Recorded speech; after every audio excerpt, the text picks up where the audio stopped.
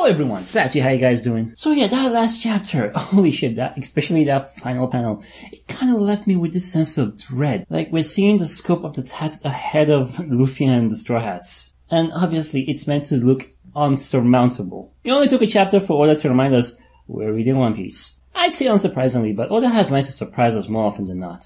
All that being said though, this is a very simple chapter with a lot of moments in it. Anyway, let's begin the review. First off, that cover. That's Koala doing her fisherman karate in Alabasta with the Kung Fu Guns. So still doing the request, and I love seeing Koala doing the whole Kung Fu routine with the Kung Fu Guns. A lot of people want to see a reunion with her and Jinbei. Me, I'm more interested in a reunion, if possible, with her and Ailong. Especially if Nami is here. That would make for a very interesting scenario.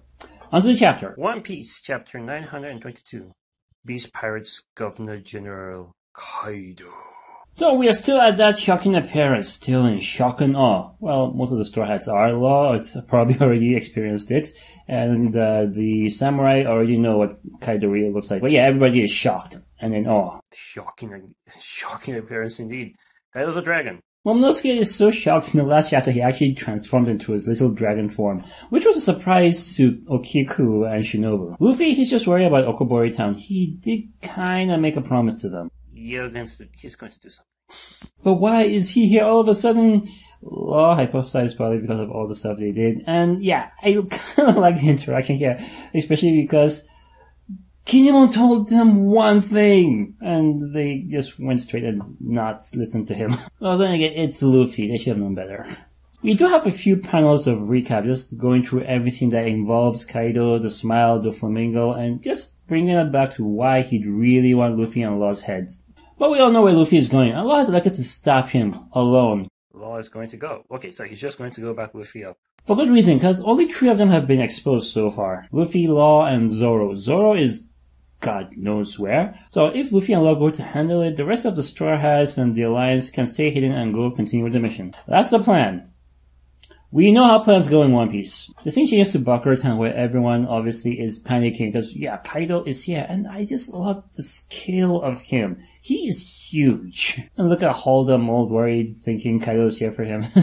No, he didn't. You're not worth it. But it's Okobori Town that should really be worried, because that's where Kaido actually is, and that's where a lot of people might be in trouble because of Luffy and his antics. Yeah, I remember one of my biggest fears was that Jack would come and wreck everyone there because Luffy gave them food. Now I'm wondering if, Kaido will just sneeze and kill them all. Even Shintomaru and his thieves are like, out of here. Honestly, this place is basically a deity. And Kaido notices him. He even remembers him, even though he's drunk. He's drunk. Okay, that also kind of explains why he's here. Yeah, Kaido's drunk in that dragon form. He's drunk.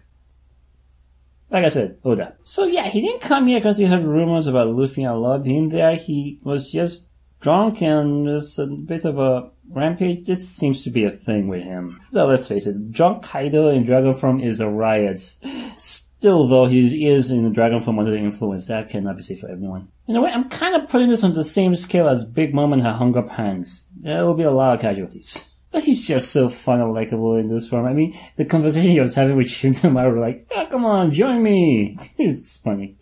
Yeah. Anyway, from the dialogue Jack was having, it seems Okobori might not be in as much trouble as I thought. He does want to keep this populace, safe because they are the workforce of the factory. Treat them well. Killing all of them would be a big detriment to Kaido's forces. But then again, he is drunk. Anything can happen. Anyway, while Law finally caught up with Straw Hat, it seems Kinemon and Kiku actually went ahead. And it's just... Otsuru didn't get remarried after 20 years, so it's kind of sweet that she didn't do that, isn't it? It's just kind of sweet. Anyway, Hawkins approaches Kaido, trying to control the situation, and his big idea, tell him that they're hiding out at Odin Castle. Oh shit, he knows where they are. That be his targets. I mean, he just threw it out as a lie. Unfortunately, he actually really threw out where they are. I mean, this is kind of the same as Perospero telling Big Mom the Straw Hats had the cake, so... Yeah, I did put these two events on the same scale, especially when it comes to destructive capability, and hassle to take care of. I'm guessing his big plan, have Kaido just go over to Odin Castle, rampage there a bit, and then everyone will be safe.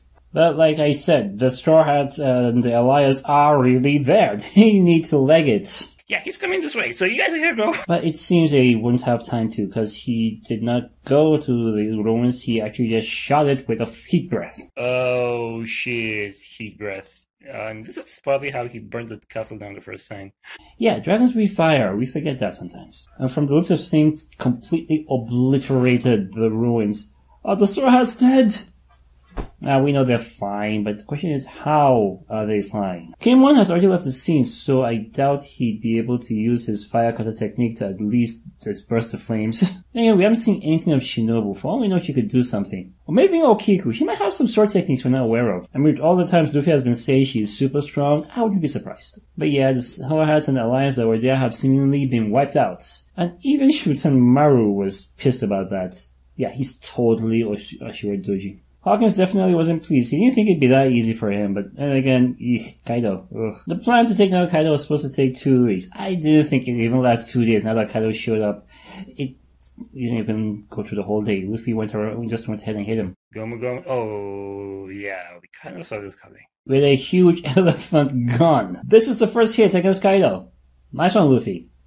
He's probably gonna shrug it off. But then again, he is drunk. Maybe that'll just, put him to sleep and then he'll wake up later and not remember a thing. Probably have a killer hangover.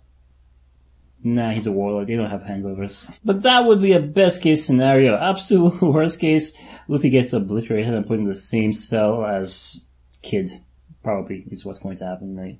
Well, I think it has to get into the story somehow, and that's one way to probably just progress things. And yeah, that mission drunk Kaido as a riot, all of a sudden, a lot of comments saying, maybe this is how Shanks was able to keep him away from Marineford.